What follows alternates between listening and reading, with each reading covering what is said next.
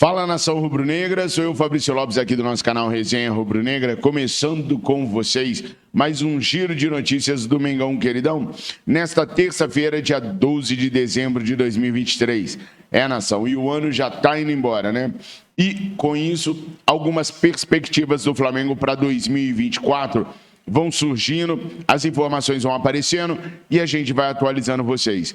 Por isso, nesse vídeo aqui, eu vou falar com vocês sobre as renovações contratuais de Gabriel Barbosa e de Everton Ribeiro.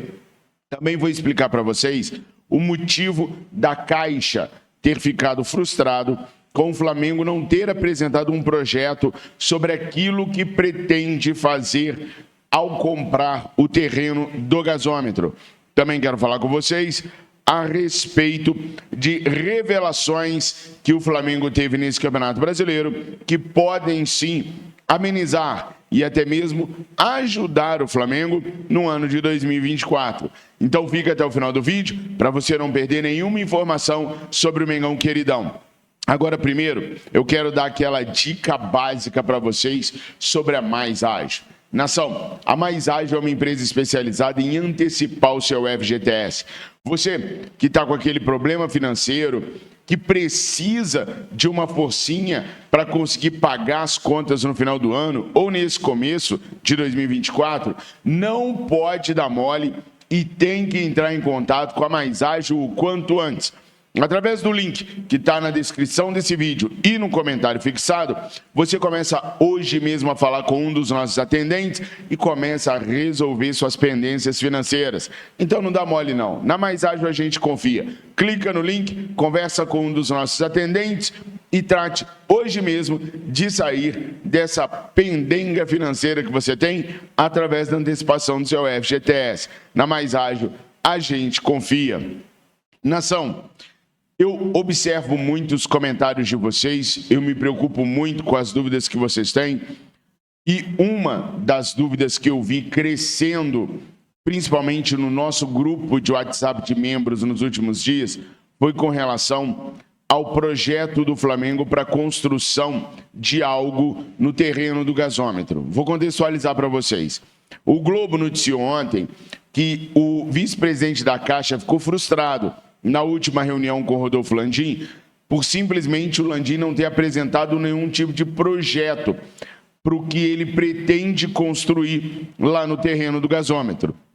Ora bolas, o cara não tem que saber o que eu quero construir, o cara tem que botar um preço no terreno, eu vou lá, compro ele e acabou, morreu. Eu não tenho que falar o que eu vou construir no terreno. Bom, isso é uma tratativa normal entre uma pessoa ou uma empresa privada com uma outra empresa privada ou com uma outra pessoa que está vendendo um terreno. Para o Estado não funciona assim. Tem algumas regras que têm que ser observadas para poder se vender um terreno da União, ou seja, um terreno que pertence ao povo brasileiro. Quando você administra, como a Caixa administra, um terreno que é da União, de novo, do povo brasileiro, ela não pode simplesmente vender o terreno pela melhor oferta. Não é assim que funciona. Há alguns dispositivos que vêm junto para poder servir de regulamentação para a venda daquele terreno. Tem que constar o que vai ser feito ali.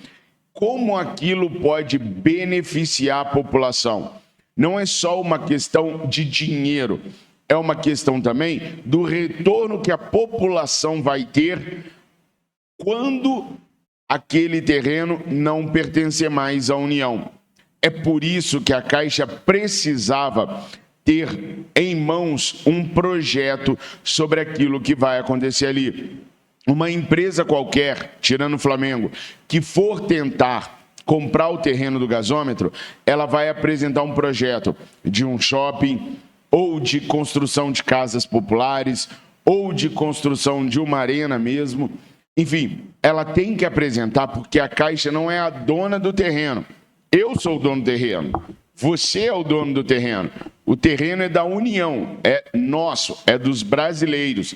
Então, tem que privilegiar e tem que haver um ganho para a população brasileira. Obviamente que esse ganho vai ser para as pessoas que moram nos arredores, vai ser um ganho maior para as pessoas que estão mais próximas do terreno, mas ainda assim a Caixa precisa ter em mãos um projeto que prove que a venda daquele terreno não vai ser um ganho financeiro para a Caixa que administra o terreno, porque não é esse o objetivo da União. O objetivo da União é que haja um retorno para a população. Por isso a Caixa ficou frustrada em não se ter um projeto em mãos, já para poder estudar aquilo que o Flamengo vai fazer e já conseguir colocar o Flamengo numa eventual lista de prioridades para a compra daquele terreno. Conseguiram entender agora o porquê da frustração da Caixa? Porque há regras para se vender um terreno da União. Um terreno do Brasil. Tá? Não é como vender um terreno normal. Não é como pegar, eu gostei daquele terreno, vou na imobiliária e quero comprar, e a imobiliária vende pelo preço, simplesmente, não é assim. Por isso, do motivo da frustração da Caixa, com o Flamengo não apresentando o projeto, como ele funcionaria e como ele poderia beneficiar a região e a população de uma maneira em geral, ok? Bom, espero ter esclarecido a dúvida para vocês aí a respeito sobre por que a Caixa queria tanto ver um projeto do que vai ser construído ali. Matheus Cunha, Wesley e Matheus Gonçalves ficaram na 6ª, 7ª e 8ª colocações entre as revelações do Campeonato Brasileiro deste ano. Os 3 jogadores brilharam, 2 deles vestindo a camisa do Flamengo e o Matheus Gonçalves vestindo a camisa do Red Bull Bragantino. Com a possibilidade da saída do Santos crescendo cada dia mais, Matheus Cunha deve permanecer pelo menos por mais uma temporada no Flamengo. Hoje, o Flamengo não está focado na contratação de um goleiro. A ideia do Flamengo é manter Rossi e Matheus Cunha como seus 2 principais goleiros para 2024. Santos, sim, pode ser negociado. Um outro jogador que poderia ser negociado, mas que o Tite gosta e pretende manter no Flamengo, é o zagueiro Pablo. Pablo estava praticamente desiludido com o Flamengo. E o próprio Flamengo já havia conversado com o Pablo e com o staff do Pablo para que procurassem novos ares para 2024. Houve até uma conversa preliminar entre o zagueiro e o Corinthians, mas os valores salariais que o zagueiro apresentou para o Corinthians, que são compatíveis com aquilo que ele recebe hoje no Flamengo, assustaram os dirigentes corintianos que desistiram da contratação. Com a chegada de Tite, tudo mudou.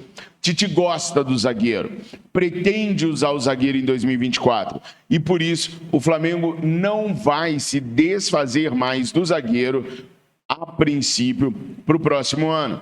Então, hoje, a trinca de zagueiros do Flamengo para 2024 é Pablo, Fabrício Bruno e Léo Pereira. Ainda estão discutindo a questão da permanência do Davi Luiz, que é uma coisa que o Tite quer. O Tite gosta do jogador, gosta da liderança exercida pelo jogador dentro e fora do campo e já fez o pedido para que o zagueiro seja mantido para 2024.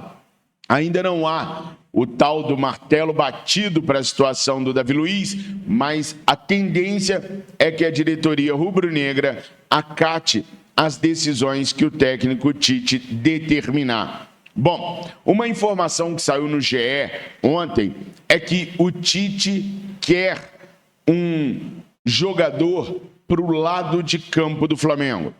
Do lado esquerdo, o Flamengo conta com Bruno Henrique e Everton Cebolinha.